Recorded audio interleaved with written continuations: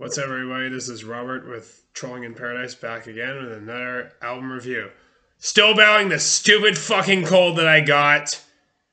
And yeah, I'm tackling this one on my own, much like the last video, because I don't want to get anyone sick. So I'm going to go over the new album by Godsmack-Lighting Up the Sky.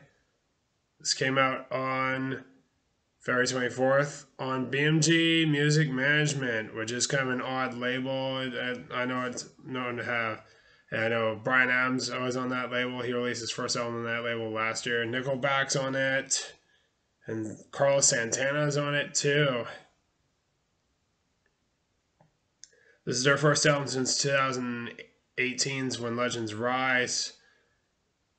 And I was not a fan of When Legends Rise. So Godsmack born in 1995 in Massachusetts, and one of the godfathers of butt rock in this matter. So yeah, this is their 8th and reportedly will be their last studio album, although they're going to continue touring. This will just be their final studio album they'll ever put out. They're just going to stop putting out studio albums. The lineup consists of Sully Erna on vocals and rhythm guitar, Tony Rombola on lead guitar, Robbie Merrill on bass, and on drums you have Shannon Larkin, formerly of Ugly Kid Joe. Let's go over the track listing now. First song is called You and I. This was the second single released from the album. And some of the albums on the, some of the themes were based on some of the hard times they've had lately.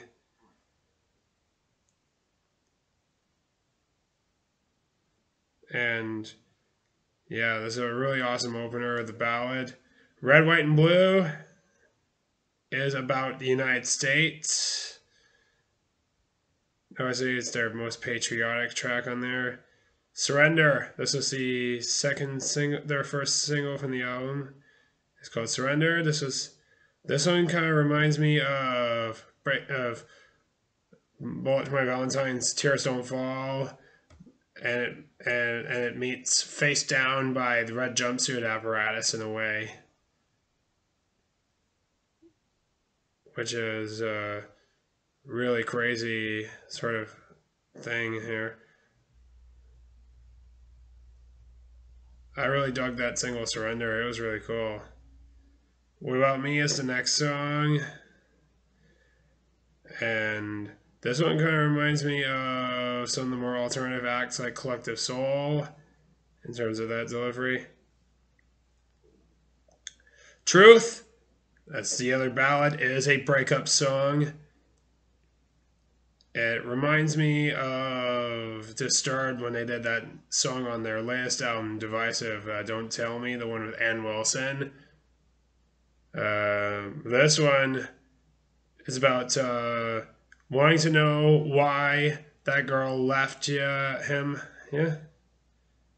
So basically the guy's asking the girl to tell him the truth. Why did she leave him? Pretty much. Hell's Not Dead, another gnarly track. And it kind of reminds me of Breaking Benjamin. A few of the tracks were in Breaking Benjamin. Soul on Fire, just a dumb song overall. It's the worst track on the album. I don't like that one. Let's Go is the longest song in the album. 5 minutes, 40 seconds. And it legit sounds a bit like Nickelback. That's the most Nickelback sounding song ever, and it is easily the worst song on there too. Best of Times is the shortest song on the album. Talks about some of the memories of the band.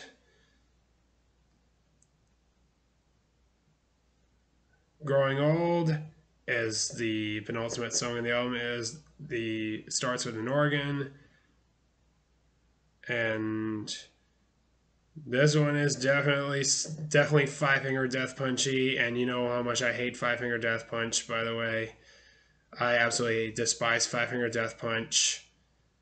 And yeah, this one sounded a little bit like Times Like These off the latest Five Finger Death Punch album, Afterlife, which I hated that album.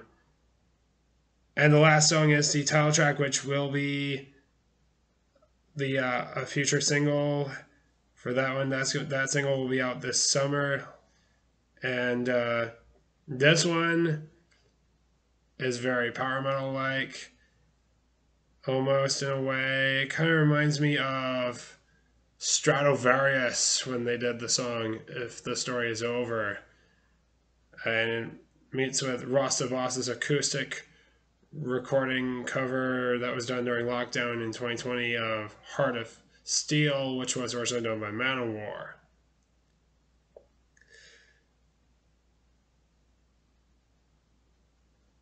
And yeah, this album its album is not good. I'm gonna give it a big, solid 2 out of 10. This is the worst album of 2023 by far. It sucks. I absolutely hate this album. And I will never listen to this again. And that is it for now. I'll see you next time.